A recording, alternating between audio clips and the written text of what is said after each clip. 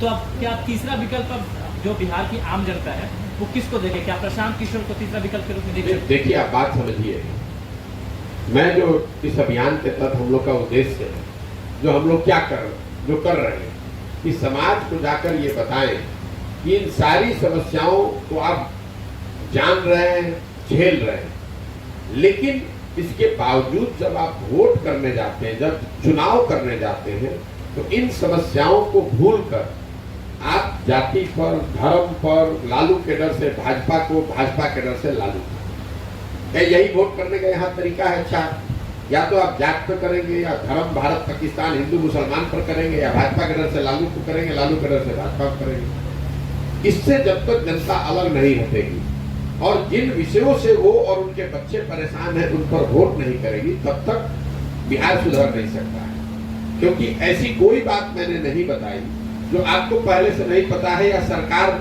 या समाज को उसको दो चार, किसी को भ्रष्टाचार ज्यादा परेशानी, किसी को पानी की परेशानी, किसी को शिक्षा की, किसी को स्वास्थ्य की, लेकिन परेशानी तो सबको पता है। मूल विषय यह है कि जब तक समाज में लोग इस बात को नहीं समझेंगे कि आपके और आपके बच्चे का भविष्य तब सुधरेगा जब आप इन मुद्दों पर वोट करेंगे। पहला इस पूरे अभियान का प्रयास है कि लोगों को ये जाकर बताया जाए।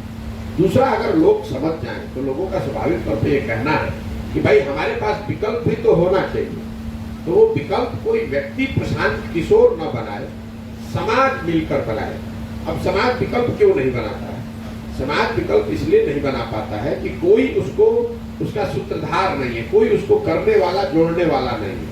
जैसे तो घड़ा बनता है वो तो मिट्टी और चाक से बनता है, कुम्हार घड़ा नहीं बना सकता है। अगर मिट्टी अच्छी ना हो, चाक अच्छा ना हो, तो कुम्हार तो घड़ा नहीं बना सकता है। कुम्हार की भूमिका यह है कि अच्छी मिट्टी ढूंढ कर निकाले, उसमें सही पानी डाले, सही तरीके से उसको गूंदे और चाक पर लगा के उसको थोड़ा सा सहारा दे ताकि घड़ा बन सके।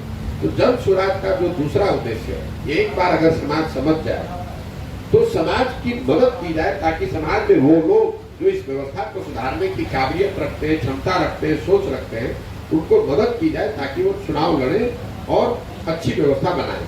और तीसरा जो उद्देश्य है इस अभियान का कि लोग समझ जाएं, अच्छे लोग चुनकर आ भी जाएं, तो उनके पास बिहार को सुधारने के लिए एक सोची समझी योजना भी होनी चाहिए। वो ये योजना अफसरों की बनाई हुई नहीं होनी चाहिए। बिहार के लोगों के, समाज को निचले स्तर पर समझकर शिक्षा, स्वास्थ्य, कृषि, उद्योग, ग्रामीण विकास, शहरीकरण, इन विषयों पर समाज से चर्चा करके, विशेषज्ञों से राय लेकर 10 साल की एक योजना बने, ताकि 10 साल में बिहार को भी समृद्ध राज्य बनाया जा सके। तो लोग सुधरे, सही लोगों का चुनाव करें, उनके सामने सही लोगों का विकल्प हो और उसके पास एक अच्छी योजना हो। इन तीनों चीजों के समायोजन से ही आप बिहार का सुधार कर सकते हैं। तीसरा मोर्चा, चौथा मोर्चा, 8वां मोर्चा की बात नहीं है। मोर्चे तो बनते ही बिगड़ते रहे, चुनाव होता ही है, चुनाव कोई ना कोई जीतता ही है। और आज से नहीं, पिछले 50 साल में 27 से ज्यादा लोग बिहार में मुख्यमंत्री बने, उससे तो बिहार नहीं सुधरा। जब तक आप इन तीनों चीजों का समायोजन नहीं करेंगे, समाज में जागृति नहीं आएगी, अपने और अपने बच्चों के भविष्य को लेकर अच्छे लोगों का चुनाव नहीं होगा, और जो लोग चुनकर आ रहे हैं उनके पास बिहार को सुधारने की कोई योजना नहीं होगी, तब तक बिहार को नहीं सुधारा जा सकता है। और ये अभियान उसी के दिशा में एक ईमानदार प्रयास है। सर, एक सवाल। देखिए, मैं आपको बता रहा हूँ कि चुनाव जीतना चुनौतीपूर्ण नहीं है। आप उसका एक पहलू बता रहे हैं, जाति। अगर बिहार में सिर्फ जाति के आधार पर ही वोट पड़ता है, जैसा आप बताना चाह रहे हैं, तो मुझे आप बता दीजिए कि नरेंद्र मोदी को बिहार में कौन वोट कर रहा है? नरेंद्र मोदी की जाति का तो कोई यहाँ पर नहीं रहता, तो नरेंद्र मोदी को लोग वोट कैसे कर रहे हैं? तो आप कहिएगा कि धर्म के नाम पर कर रहे हैं। मैं रोज बता रहा हूँ कि बिहार में 4 महत्वपूर्ण मुद्दे हैं वोट के, जिस पर लोग वोट कर रहे हैं। वो वोट कर रहे हैं जाति के आधार पर, वो वोट कर रहे हैं धर्म, भारत पाकिस्तान राष्ट्रवाद के नाम पर, वो वोट कर रहे हैं लालू जी के डर से भाजपा को, और भाजपा के डर से लालू जी को। जो मुस्लिम समाज है वो लालू जी को क्यों वोट कर रहा है? वो तो जाति पर वोट नहीं कर रहा है, वो भाजपा के डर से वोट कर रहा है। बहुत लोग भाजपा को इसलिए नहीं वोट कर रहे हैं कि वो जाति से वोट करना चाहते हैं, वो इसलिए भाजपा को वोट कर रहे हैं क्योंकि वो लालू जी से डर रहे हैं। तो आप उसको इतना सिंप्लीफाई ना करें कि सिर्फ जाति पर वोट पड़ रहा है। वोट इन 4 विषयों पर पढ़ रहा है, जबकि पढ़ना चाहिए 3 विषय पर, शिक्षा पर, रोजगार पर और भूमि सुधार किसानों की। जब तक आप यहाँ पर ये 3 व्यवस्था नहीं बनाएंगे, लोगों को शिक्षित करने की व्यवस्था नहीं बनाएंगे, खेती को कमाई वाला खेती नहीं बनाएंगे, खाने वाले से कमाने वाला खेती नहीं बनाएंगे, और जब तक लोगों के हाथ में पूंजी देकर स्वरोजगार उद्योग धंधों का विस्तार नहीं किया जाएगा, तब तक बिहार को सुधारा नहीं है। तो वोट पड़ना चाहिए खेती, पढ़ाई और रोजगार पर। वोट पड़ रहा है जाति, धर्म, लालू के डर से भाजपा, भाजपा के डर से लालू। तो ये समायोजन नहीं है, इसी के लिए सारी तकलीफ है। जिस दिन यहाँ की जनता अपने बच्चों के पढ़ाई के लिए वोट करने लगेगी, जिस दिन यहाँ की जनता यहाँ अपने बच्चों के रोजगार के लिए, खेती में सुधार के लिए वोट करने लगेगी, आपको सुधार दिखेगा। मैं हर गांव में ये वोट कराता हूँ और आप जाकर इसको देखिए।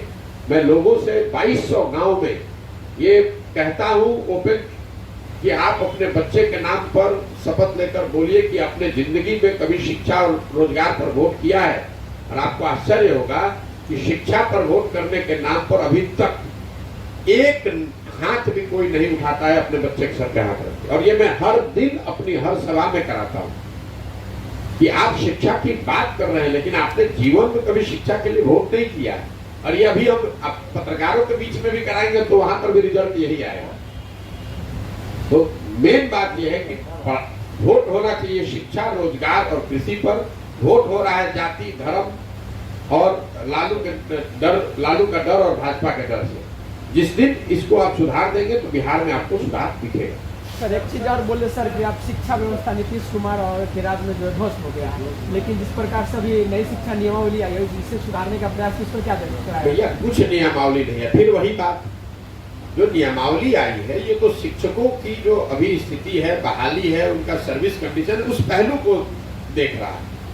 आपके गांव में जो विद्यालय है वहां गुणवत्तापूर्ण शिक्षा की व्यवस्था होगी, इस पर कहा नियमावली कुछ बोलता है? नियमावली तो उनके सर्विस कंडीशन को लेकर है कि जो शिक्षक हैं उनका वेतनमान क्या होगा, उसका क्राइटेरिया क्या होगा, किस आधार पर किया जाएगा।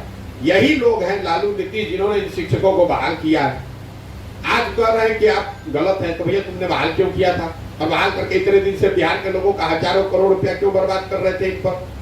अगर ये लोग फर्जी हैं तो इतने दिन तक हजारों करोड़ रुपया जो इन लोगों को तनख्वाह दी गई है वो नीतीश कुमार और लालू यादव की पार्टी अपने खजाने से में वापस करेंगे? और अगर गलती नहीं तो आप 17 साल से काहे वेट कर रहे थे? अगर गलत नहीं है ये लोग तो फिर काहे परीक्षा ले रहे हो भाई? फिर क्यों नया नियमावली ला? ये तो देखिए, चुनाव से पहले आरजेडी ने घोषणा कर दी कि हम शिक्षकों का सब चीज मान लेंगे। बिहार में ये आरजेडी नहीं, 2015 में यही काम भाजपा ने किया था। जो विपक्ष में रहता है वो शिक्षकों को एक झूठा आश्वासन दे देता है कि हम आएंगे, शिक्षकों को नहीं पूरे समाज को, हम आएंगे 10 लाख नौकरी दे देंगे, हम आएंगे जितने संविदा कर्मी है उनको ठीक कर देंगे, हम आएंगे शिक्षकों की व्यवस्था ठीक कर देंगे।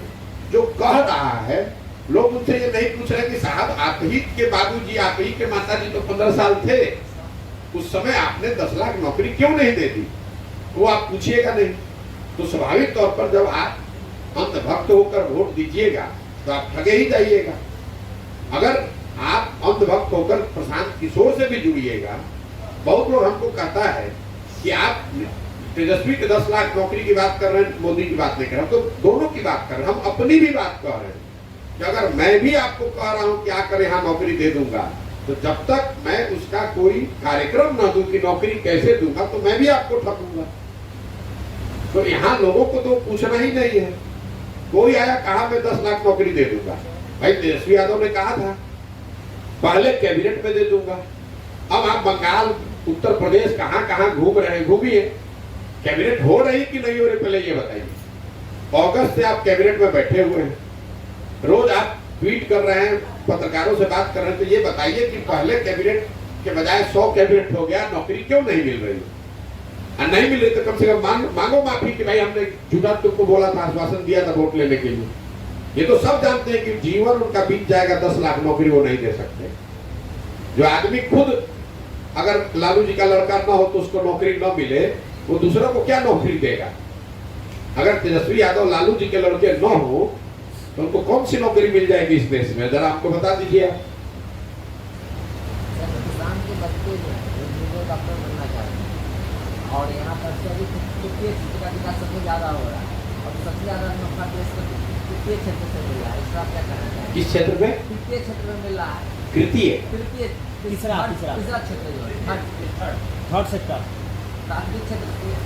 अच्छा, आप जीडीपी के 3 सेक्टर्स की बात कर रहे हैं, एग्रीकल्चर, मैन्युफैक्चरिंग और सर्विस सेक्टर। भैया देश की जो इकोनॉमी है उसमें उत्तरोत्तर एग्रीकल्चर का कंट्रीब्यूशन कम हुआ है, मैन्युफैक्चरिंग कम हुआ है, सर्विस सेक्टर बढ़ा है। पहले इस बात को आप समझ लीजिए। तो देश में मैन्युफैक्चरिंग मान लीजिए कि 18% जीडीपी का कंट्रीब्यूट करता है। बिहार में भी मैन्युफैक्चरिंग तो है नहीं, लेकिन यहाँ पर कृषि और सर्विस सेक्टर यहाँ करीब करीब, जिसको आप तृतीय सेक्टर कह रहे थे, वो करीब करीब 64-65% जीडीपी का हिस्सा है। तो आगे यहाँ पर बिहार की जो तरक्की होनी है तो मैं भी मानता हूँ कि वो कृषि से नहीं होगा, वो सिर्फ कृषि या मैन्युफैक्चरिंग से नहीं हो सकता है, सर्विस सेक्टर में ही जॉब है। क्योंकि वही वो क्षेत्र है जहाँ पर बहुत बड़े पैमाने पर बिहार शिक्षा का केंद्र बन सकता है, बिहार स्वास्थ्य सेवाओं का केंद्र बन सकता है, बिहार पर्यटन का केंद्र बन सकता है। बिहार में जो व्हाइट कॉलर जिसको जॉब कहते हैं, पढ़े लिखे लोगों के लिए जो सॉफ्टवेयर की जॉब्स हैं, जो टेक्नोलॉजी की जॉब है, वो आ सकता है, जिसमें आप खनिज संपदा आपको नहीं चाहिए। जो लोग यहाँ बताते हैं कि बिहार में उद्योग इसलिए नहीं लग रहा है कि खनिज नहीं है। अरे मेरे भाई, अगर देश में टाटा कंसल्टिंग सर्विस, टीसीएस या इन्फोसिस लाखों लोगों को नौकरी देती है, टीसीएस और इन्फोसिस को कोई खनिज थोड़े ना चाहिए। आप मुख्यमंत्री नीतीश कुमार पढ़े लिखे आदमी होकर कभी कभी हंसने वाली बात कहते हैं, यहाँ समंदर नहीं है। आप ये बताइए कि अगर आप पटना में सॉफ्टवेयर पार्क बनाइएगा तो उसके लिए समंदर का क्या लेना देना? तेलंगाना में कौन समंदर है? तेलंगाना में सबसे ज्यादा आईटी फर्म अभी आज कर्नाटक के बाद खुल रहे हैं, वहां पर कौन सा समंदर है? पंजाब में कौन समंदर है? हरियाणा में कौन समंदर है? ये तो जनता को बरगलाने के लिए हर 2 साल पर एक नया सबूत है। पहले जब ये लालू के विरोध में थे, लालू जी के, तो कहा कि झारखंड का बंटवारा हो गया तो बिहार में खाली लालू आलू बालू बचा है, इसलिए उद्योग नहीं लग रहा है। फिर कहा कि बिहार को विशेष राज्य का दर्जा नहीं मिल रहा है, इसलिए उद्योग नहीं लग रहा है। फिर कहने लगे कि अब समंदर नहीं है, इसलिए नहीं लग रहा है। मेरे भाई 17 साल से आपको पहले ये सोच के बताइए कि किस लिए नहीं लग रहा है, तब तो कोई चर्चा हो। हर 2 साल पे एक नई कहानी। यहाँ पर जितनी चीनी मिलें थी उसके बंद होने का क्या कारण है? उसके लिए चीनी मिल चलाने के लिए कौन सा खनिज चाहिए? चीनी को खपाने के लिए आपको कौन सा समंदर चाहिए? तो बेवकूफी वाली बात है, जनता को कुछ भी बताए रहे। पढ़े लिखे व्यक्ति है, लेकिन नीतीश कुमार की हालत है अंधों में काना राजा की। नीतीश कुमार बिहार के एकमात्र पढ़े लिखे व्यक्ति नहीं, लेकिन उनको यह भ्रम हो गया है कि मैं ही सब जानता, मुझे ही सब मालूम है, इसलिए कि अपने इर्द गिर्द जितने बेवकूफ है उसको सब बैठाए हुए हैं। यहाँ नेता है वो उसको नाम लिखने नहीं आता है, तो नीतीश कुमार को नाम भी लिखने आता है तो लोग कहते हैं बहुत बड़ा विद्वान आदमी है। यहाँ अभी तक नेता ऐसा ही बना है जो कि शर्ट के ऊपर गंजी पहनता है और अपने को जमीनी नेता बताता है। तो नीतीश कुमार गंजी के ऊपर शर्ट पहन रहे हैं तो लोग कह रहे हैं बड़ा समझदार है। भाई नीतीश कुमार पढ़े लिखे व्यक्ति हो सकते हैं, लेकिन वो बिहार के एकमात्र पढ़े लिखे व्यक्ति नहीं है। उनसे ज्यादा पढ़ा लिखा व्यक्ति, उनसे ज्यादा समझदार लोग बिहार में हजारों की संख्या में। जरूरत इस बात की है कि जो लोग भी राज्य को चला रहे हैं वो बिहार के और बिहार के बाहर के भी लोग जो पढ़े लिखे हैं, जिनका अनुभव है, जिनकी समझ है, उनकी मदद ली जाए। आप देश में हैं सबसे गरीब और आपका अहंकार है सबसे बड़ा। देश में आप हैं सबसे फिसड्डी और बात आप ऐसे करते हैं जैसे आप ही सब कर रहे हैं। अब यहाँ के नेताओं की हालत देखिए, आरजेडी का एमपी है 0, लोकसभा में आरजेडी का 0 एमपी है, 0, लेकिन प्रधानमंत्री से नीचे ये लोग बातें नहीं करते। प्रधानमंत्री कौन देश का होगा ये तय करेंगे। अरे भाई तुम ये बताओ, तुम्हारा 1 एमपी है, 1 एमपी नहीं है। उसी तरह नीतीश कुमार की हालत है।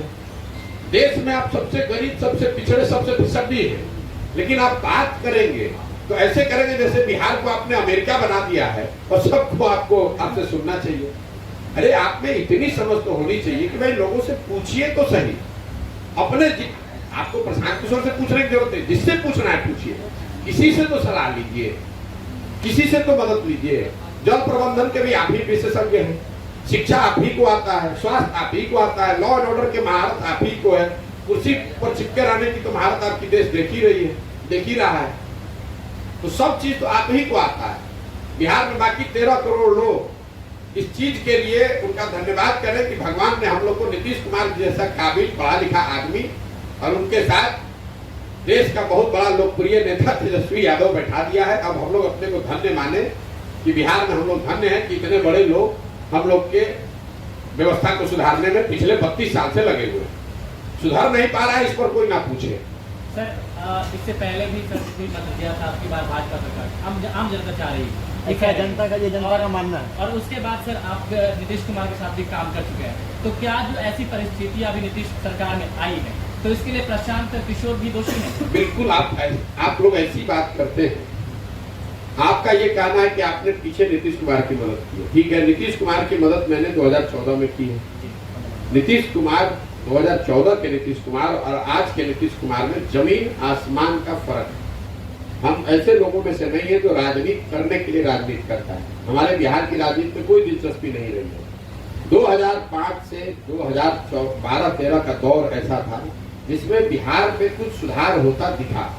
नीतीश कुमार 2014 में दिसंबर में हमसे मिलने दिल्ली आए। उस समय वो मुख्यमंत्री नहीं थे, मांझी जी को उन्होंने मुख्यमंत्री बनाया था। तो मेरा उनको ये सुझाव था कि अगर आपने चुनाव हारने की वजह से या न लड़ पाने की वजह से पद छोड़ा है तो आपको वापस मुख्यमंत्री बनना चाहिए, बिहार का काम करते रहना चाहिए।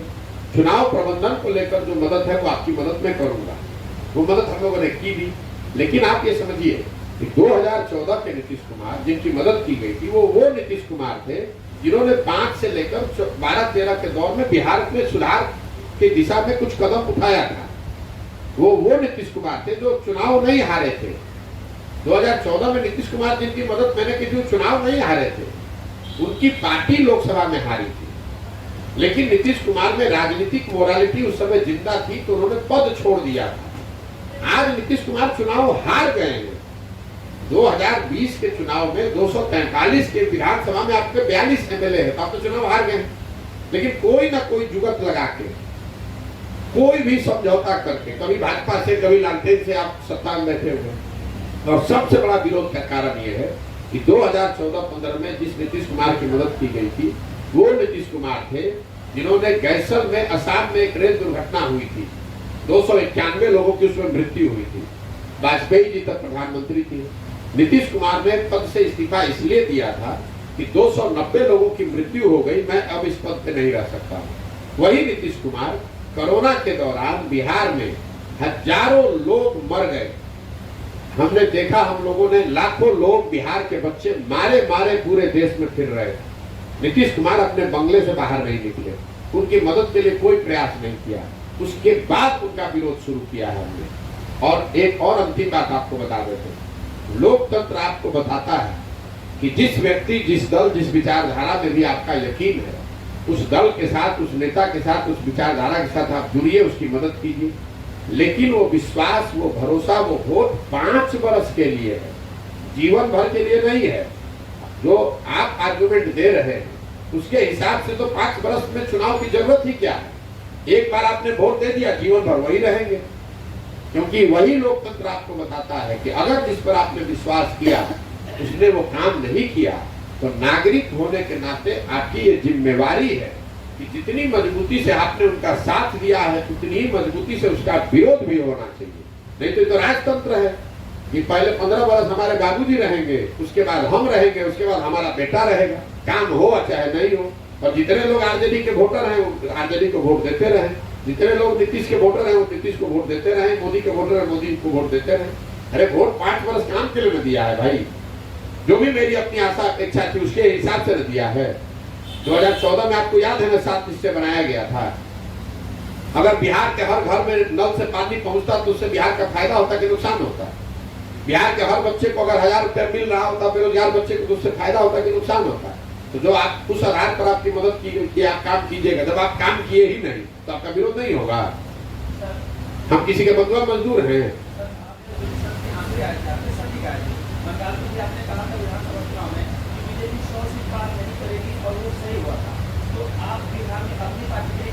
हमारी कोई पार्टी है ही नहीं। एक इतना हम अपना कोई रिसर्च कर रहे हैं, ना पार्टी बनाए, ना चुनाव लड़ रहे हैं, आप काहे उस पर घबराएं? जब चुनाव आएगा आप पूछिएगा। इतना मैं आपको अपने 10 साल के अनुभव का, ये किसने कहा? रोजगार बनेगी, अभी शुरू किया तब बन। आपको आदत पड़ी हुई है कि कोई आदमी आए, वो पार्टी बना ले, उसको आप नेता बना ले और आप अपने समीकरण और गणना में लगा दीजिए। हमारा अपना काम करने का तरीका है। हम कह रहे हैं पार्टी बनेगी, लेकिन जिनको पार्टी बनानी है उनको पहले हमको ढूंढ के निकालने दीजिए। आपको क्यों घबराहट है इससे? रिसर्च चल रही है तो क्या इसमें रिसर्च आपको बताए? क्या आकलन आएगा? आप जाके, आप समाज में आप हैं, आप जाके आकलन कीजिए। जिस दिन वोट होगा तब ना रिसर्च होगा। सर, लालू और नीतीश के अलावा भी भाजपा भी तो सरकार में रही है बिहार में, उसके बारे में सर कुछ विस्तार से बताएं कि वो भी बिहार की जनता को यहाँ पर पीछे करने में उसका भी योगदान। भैया ऐसा है, भाजपा की यहाँ पर हमेशा पिछलग्गू की औकात रही है। जिस तरह से कांग्रेस ने दिल्ली में एमपी के आता रहे इस नाम पर बिहार के लोगों को, बिहार के बच्चों, बिहार के लोगों के भविष्य को लालू के हाथ में बेचा, उसी तरह भाजपा ने केंद्र में बिहार से एमपी जीत कर जाते रहे, इसलिए बिहार के लोगों के भविष्य को नीतीश के हाथ में बेच दिया। भाजपा 2015 में, 2020 में भाजपा सबसे बड़े दल के तौर पर उभरी थी। नीतीश जी मुख्यमंत्री नहीं बन रहे थे, भाजपा को किसने रोका था जिम्मेवारी लेने से?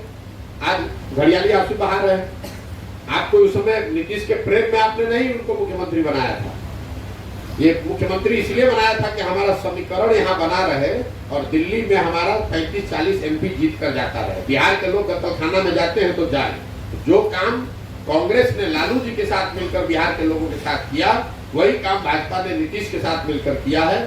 दोनों ही राष्ट्रीय दल, बिहार के लोग इनके लिए वोट बैंक और 10, 20, 25, 50 एमपी के अलावा इनके लिए बिहार की कोई इनके लिए नजरिया नहीं है। इनको लगता है कि बिहार ऐसा राज्य है जो कोई सुधर नहीं सकता है, इन लोग को मरने दीजिए, हमको अपना एमपी 30-35 जीत कर। यही लोग तो यूपीए में कर रहे थे। कांग्रेस ने क्या किया? कांग्रेस ने भाई लालू के साथ मिलकर के हमारा एमपी जीत कराता रहे, लालू जी जो करते हैं करें। वही काम भाजपा ने किया कि नीतीश जो कर रहे हैं करें, हमको 30-35 एमपी जीत कर बिहार से जाता रहे। यही हम लोग की दुर्दशा का कारण है। मेरे भाई नीतीश कुमार जो है, हम ज्यादा उस पर टिप्पणी नहीं करेंगे वो क्या कर रहे हैं। तो एक उदाहरण आपको याद दिला देते हैं। 2019 में एक आंध्र प्रदेश के मुख्यमंत्री थे चंद्रबाबू नायडू। वो इसी भूमिका में थे जिस भूमिका में नीतीश कुमार आने का प्रयास कर रहे हैं। नीतीश कुमार की तो 42 को एमएलए है, लंगड़ी सरकार है।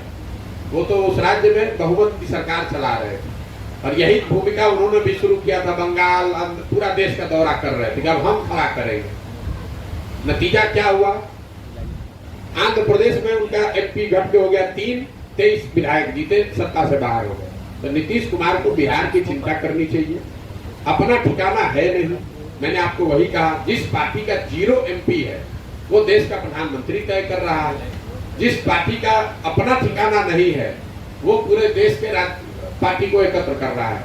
नीतीश कुमार जी कल परसों गए थे कलकत्ता में ममता बनर्जी के साथ। आप लोग बड़ा खबर रिपोर्ट कर रहे हैं, तो आप लोगों को पूछना ये चाहिए था कि क्या समझौता हो गया? क्या ममता बनर्जी कांग्रेस को सीट कंसीड करने के लिए तैयार हो गई कि ममता बनर्जी लालू नीतीश के पार्टी को बंगाल में चुनाव लड़ाएंगी? या लालू नीतीश ये कहने को तैयार है कि भाई टीएमसी बिहार में आकर एक सीट भी देंगे? वो हमसे ज्यादा जानते हैं ममता बनर्जी को नीतीश कुमार। नीतीश कुमार को कौन पूछता है वहां? आप लोग ऐसी बात करते हैं। फिर आप गए उत्तर प्रदेश। उत्तर प्रदेश में अखिलेश जी 2014 में 5 एमपी जीती थी सपा। 2017 में 2019 में भी उनके 5 एमपी जीते हैं। और आप बात ऐसे कर रहे हैं जैसे लग रहा है कि 500 एमपी आप ही के पास है। तो 2 जीरो को जोड़िएगा तो उससे क्या होगा? अब हम ये बोलेंगे तो लोग कहेंगे कि ये भाजपा का बी टीम है। मेरे भाई, भाजपा के बी टीम आप हैं। आप अपनी दुकान चला रहे हैं। ये बिहार में मुसलमानों को मैसेज देने के लिए कि हम प्रयास कर रहे हैं, उनको भी मालूम है कि उस प्रयास से कुछ होना हुआ नहीं है। ये खाली डफली बजाने वाले लोग हैं। ये बैठ के जाकर वहां चाय पीना, प्रेस कॉन्फ्रेंस कर देना, अगर इससे विपक्ष मजबूत हो जाता तो आज से 20 वर्ष पहले देश विपक्ष मजबूत हो गया होता। ये लोग अपने घर से निकल के 5 किलोमीटर चल नहीं सकते हैं, कोई दौरा नहीं कर सकते हैं, कोई काम नहीं कर सकते, क्या राजनीति करेंगे? तो सत्ता की राजनीति करते हैं नीतीश कुमार। मुख्यमंत्री पद से आप छोड़ दे तो 5 को वर्कर उनके साथ नहीं मिलेगा आपको। हम नहीं उनके साथ रहे, हम नहीं जानते हैं उनकी पार्टी का इतना दम है। नीतीश कुमार जी समाज भैया दिन भर आप चलाते रहे, कहाँ निकाल रहे थे? 1 महीना निकाले, खत्म हो गया, समाधान हो गया बिहार का। समीक्षा कर रहे हैं। अरे मेरे भाई, समाधान यात्रा उन्होंने शुरू की, पूरे बिहार का दौरा किया और अपने हिसाब से, क्योंकि वो बिहार के सबसे बुद्धिमान व्यक्ति हैं, तो उन्होंने 1 महीने में ही बिहार के सारी समस्याओं का समाधान कर दिया और अब देश की समस्या के समाधान में लग गए हैं। अभी जाके कांग्रेस से पूछिए, बिल्कुल लड़ सकती है, क्यों नहीं लड़ सकती? सर गेहूं का जो मूल्य है सर, वो भी रिकॉर्ड स्तर पर है सर, और उसका मेन कारण ये है कि राशन कार्ड में जो हमें 5 किलो गेहूं और चावल मिलता है, उसमें सिर्फ 1 किलो ही गेहूं प्रोवाइड किया जा रहा है सभी लाभुकों को। तो ऐसे में क्या इसे किसे जिम्मेदार मानते हैं सर? गेहूं की जो इस तरह रिकॉर्ड स्तर महंगाई बढ़ रही है और चावल की भी जो ये रेट, गेहूं की जो कीमत है वो अंतर्राष्ट्रीय इशू है, ठीक है, और देश के स्तर पर जो केंद्र की सरकार है उसने कोई प्रयास किया नहीं है। यूक्रेन में जो लड़ाई चल रही है, अगर आप उसको सही में समझना चाहते हैं, तो यूक्रेन और रशिया में जो लड़ाई चल रही है उसकी वजह से गेहूं की शॉर्टेज शुरू हुई। बिहार की बात नहीं है, ये देश के स्तर पर गेहूं का निर्यात बंद हुआ नहीं, तो यहाँ पर जो, और उस समय आप गेहूं बाहर भेज रहे थे, फिर इन्होंने रोका, जब तक रोका तब तक भाव बढ़ गया है, इसलिए परेशानी आपको है। उन विषयों को बेकार मत पड़िए जिसका सीधा यहाँ से लेना देना नहीं है, वरना ये दिन भर चर्चा चलती रहेगी।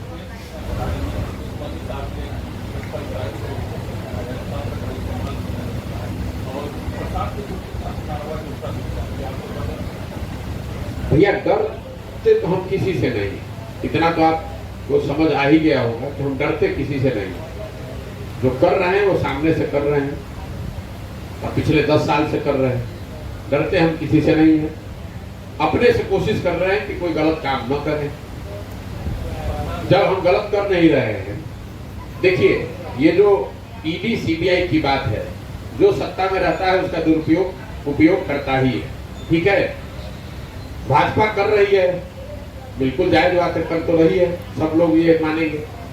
इसमें दिक्कत लोगों को नहीं है, लोगों के नजर से जो मैं समझ पाया हूँ, लोगों को इससे दिक्कत नहीं है कि लालू यादव पर रेड क्यों हो रहा है, क्योंकि आप बिहार के लोग ये नहीं कहेंगे कि लालू यादव ईमानदार है, कि उनके लोग भ्रष्टाचार में शामिल नहीं है। हमने खुली चुनौती दी है नीतीश कुमार को, अगर दम है तो नीतीश कुमार कैमरे पर आकर एक लाइन खाली कह दे कि लालू जी या उनके परिवार का कोई आदमी भ्रष्टाचार में लिप्त नहीं रहा है, ये लाइन खाली नीतीश कुमार बोल दे। कोई अगर बुलवा दे तो आप जो कहिए मैं मानने को तैयार। नीतीश कुमार ये बोल ही नहीं सकते। जीवन भर राजनीति किया इस आदमी ने, यही कहा कि लालू जी भ्रष्ट हैं। लोगों को दिक्कत इसलिए नहीं है कि लालू जी पर या किसी नेता पर रेड क्यों हो रहा है, लोगों को दिक्कत इसलिए है कि वही नेता जब भाजपा से जुड़ जाता है तो उस पर रेड बंद हो जाता है। अगर रेड या जो कार्रवाई है वो समान तौर पर सब पर हो तो जनता उसको अप्रिशिएट करेगी। लेकिन लोगों को दिक्कत है कि भैया जब तक आप विपक्ष में है तो आप पर कार्रवाई हो रही है, जिस दिन आप भाजपा का दामन थाम लिए तो आप साफ हो गए, उससे दिक्कत है। आप ये मत, लेकिन इसका मतलब ये नहीं है कि जिन लोगों ने चोरी की है, जो भ्रष्ट रहे हैं, उन पर कार्रवाई हो रही तो जनता उनके समर्थन में नहीं। इसीलिए आप देख रहे हैं कि उनको कोई सहानुभूति भी नहीं मिल रही है। कैसे मिलेगी सहानुभूति? आप लूटे हैं ही। बिहार में आरजेडी की सरकार में भ्रष्टाचार नहीं हुआ, ये कोई कह सकता है? और लालू जी को कोई आज की सीबीआई और ईडी ने तो पकड़ा नहीं है। पिछले 25 साल से वो केस चला है, अलग अलग सरकार रही है, उसमें 15 साल तो लालू जी के समर्थन की सरकार रही है। अलग अलग ईडी सीबीआई के लोग रहे हैं, हर स्तर पर कोर्ट में सारे प्रयास करने के बाद उनको सजा दी गई। उसके बाद आप अगर कोई विंडिक्टिव विटनेस वाली बात अगर खाली अवस्थी किसी के प्रति अगर है तो आज की न बात होती भाई। ये तो 25 साल के ट्रायल में, जिसमें 15 साल तो आप खुद सत्ता पर आप ही काबिज थे, उसके बाद भी आपको सजा हुई है, तो आप कैसे मानिए कि आपके साथ विंडिक्टिवनेस हो रही है? और बिहार में कितने लोग हैं जो खड़ा होकर ये कह सकते हैं कि आरजेडी के लोग भ्रष्टाचार में शामिल नहीं थे या नहीं है? कितने लोग? आप बताइए ईमानदारी से दिल बहादुर रखो, कितने लोग कह सकता है? तो जब लोग सिंपैथी तब होती है जब लोग ये देखते हैं कि कोई ईमानदार आदमी को सरकार प्रताड़ित कर रही है। अगर कर रही है तो निश्चित तौर पर, लेकिन अगर बेईमान को भी प्रताड़ित कर रही है तब भी भाजपा से सवाल तो पूछा ही जाना चाहिए, कोई आपके यहाँ जो बेईमान है उन पर भी तो कार्रवाई होनी चाहिए। ठीक है।